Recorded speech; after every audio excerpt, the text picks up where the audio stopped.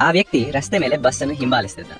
ಹಿಡಿಯಲು ಹೋಗುತ್ತಿದ್ದಂತೆಯೇ ಅವನ ಕಣ್ಣುಗಳ ಮುಂದೆ ಇದ್ದಕ್ಕಿದ್ದಂತೆ ಲೋ ಬ್ಯಾಟರಿ ಎಂಬ ಎಚ್ಚರಿಕೆ ಮಿಂಚಿತು. ಆಗ ಮಾತ್ರ ಅವನು ಮನುಷ್ಯನಲ್ಲ, ಬದಲಿಗೆ ರೋಬೋಟ್ ಎಂದು ನಮಗೆ ತಿಳಿಯುತ್ತದೆ. ಆ ಬಸ್ಸಿನೊಳಗೆ ಅವನ ಎನರ್ಜಿ ಕೋರ್ ಇತ್ತು. ಬಸ್ ಶಾಲೆಯೊಳಗೆ ನುಗ್ಗಿತು. ತನ್ನ ಕೋರನ್ನು ಮರಳಿ ಪಡೆಯಲು ನಿರ್ಧರಿಸಿದ ರೋಬೋಟ್ ಅನ್ನು ತೀಕ್ಷ್ಣ ದೃಷ್ಟಿಯ ಸೆಕ್ಯೂರಿಟಿ ಗಾರ್ಡ್ ತಡೆದನು. ಕಾಂಪೌಂಡ್ ಹತ್ತಲು ಯತ್ನಿಸಿದರೂ ಅದೇ ಗಾರ್ಡ್ ಮತ್ತೆ ಹಿಡಿದನು. ಆದರೂ ರೋಬೋಟ್ ಬಿಟ್ಕೊಡಲು ನಿರಾಕರಿಸಿತು. ಆದ್ರೆ ಬ್ಯಾಟರಿ ಅಪಾಯಕರ ಮಟ್ಟಕ್ಕೆ ಇಳಿಯುತ್ತಿದ್ರಿಂದ ಅವನು ಚಾರ್ಜ್ಗಾಗಿ ಬೇರೆ ಮಾರ್ಗ ಹುಡುಕಬೇಕಾಯಿತು. ಅದೃಷ್ಟವಶಾತ್ ಹತ್ತಿರದಲ್ಲೇ ಒಂದು ಎಲೆಕ್ಟ್ರಿಕ್ ವಾಹನಗಳ ಶೋರೂಮ್ ಇತ್ತು. ಮ್ಯಾನೇಜರ್ ಅವನನ್ನು ಆತ್ಮೀಯವಾಗಿ ಬರಮಾಡಿಕೊಂಡನು. ಒಳಗೆ ಕಾಲಿಟ್ಟ ಕ್ಷಣದಲ್ಲೇ ರೋಬೋಟ್ ಒಂದು ಸಂಪೂರ್ಣ ಚಾರ್ಜ್ ಆಗಿರುವ ಕಾರನ್ನು ಕಂಡನು. ತಡ ಮಾಡದೆ ಅವನು ಅದರ ಕಡೆಗೆ ಓಡಿದನು. ಆದರೆ ಬಾಗಿಲು ತಲುಪುವಷ್ಟರಲ್ಲಿ ಶಕ್ತಿ ಸಂಪೂರ್ಣವಾಗಿ ಖಾಲಿಯಾಗಿಬಿಟ್ಟಿತ್ತು. ಮ್ಯಾನೇಜರ್ ಅವನು ಕಾರಿನ ಕೆಳಭಾಗವನ್ನು ಪರಿಶೀಲಿಸುತ್ತಿದ್ದಾನೆಂದು ಭಾವಿಸಿ, ನೀವು ಬಹಳ ಪ್ರೊಫೆಷನಲ್ ಆಗಿದ್ದೀರಾ ಎಂದು ಹೊಗಳಿದನು. ರೋಬೋಟ್ ಪ್ರತಿಕ್ರಿಯಿಸದಿರುವುದನ್ನು ಕಂಡ ಮ್ಯಾನೇಜರ್ ಅವನನ್ನು ಸೌಮ್ಯವಾಗಿ ಕಾರಿನೊಳಗೆ ಕುಳ್ಳಿರಿಸಿದನು. ನಂತರ ಚಾಲಕನ ಆಸನದಲ್ಲಿ ಕುಳಿತು ಕಾರಿನ ವೈಶಿಷ್ಟ್ಯಗಳನ್ನು ಉತ್ಸಾಹದಿಂದ ವಿವರಿಸಲು ಆರಂಭಿಸಿದನು.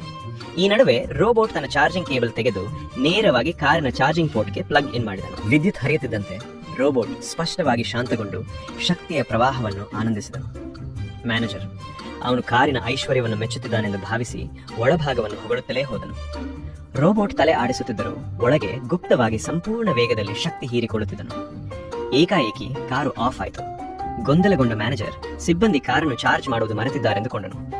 ಗ್ರಾಹಕನ ಆಸಕ್ತಿ ಉಳಿಸಲು ಅವನನ್ನು ಮತ್ತೊಂದು ಕಾರಿನತ್ತ ಕರೆದುಕೊಂಡು ಹೋದನು. ಅವರು ತಲುಪಿದ ಕ್ಷಣದಲ್ಲೇ ರೋಬೋಟ್ ಚಾರ್ಜಿಂಗ್ ಪೋರ್ಟ್ ಕಂಡು ತಕ್ಷಣವೇ ತನ್ನನ್ನು ಮತ್ತೆ ಪ್ಲಗ್ ಇನ್ ಮಾಡಿಕೊಂಡನು. ಆ ಕಾರು ಶೀಘ್ರದಲ್ಲೇ ಶಕ್ತಿ ಕಳೆದುಕೊಂಡಿತು. ಇದೇ ರೀತಿ ಮತ್ತೆ ಮತ್ತೆ ನಡೆಯಿತು.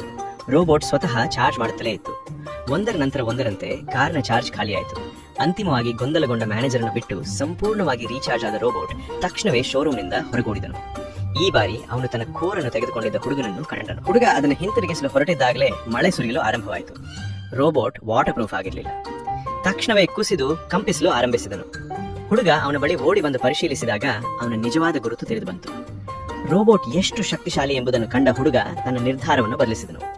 ನಾಳೆ ನಡೆಯುವ ಟೆಕ್ ಫೆಸ್ಟಿವಲ್ಗೆ ನನ್ನ ಜೊತೆ ಬರಬೇಕು, ಆಗ ಮಾತ್ರ ನಿನ್ನ ಕೋರ್ ಹಿಂತಿರುಗಿಸುತ್ತೇನೆ ಎಂದು ಹೇಳಿದನು. ಅವ್ರು ಫೆಸ್ಟಿವಲ್ಗೆ ತಲುಪಿದ ಕ್ಷಣದಲ್ಲೇ ರೋಬೋಟ್ಗೆ ಸವಾಲು ಎದುರಾಯಿತು.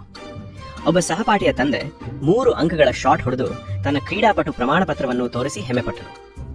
ರೋಬೋಟ್ ಒಂದು ಸಾಲು ಬಾಸ್ಕೆಟ್ಬಾಲ್ಗಳನ್ನು ತಂದನು. ಅವನು ಅವುಗಳನ್ನು ಸುಲಭವಾಗಿ ಎಸೆದಾಗ ಪ್ರತಿಯೊಂದು ಚೆಂಡು ನೇರವಾಗಿ ಹೂಪ್ಗೆ ಬಿದ್ದಿತು. ಮಕ್ಕಳು ಜೋರಾಗಿ ಹರ್ಷೋದ್ಗಾರ ಮಾಡಿದರು.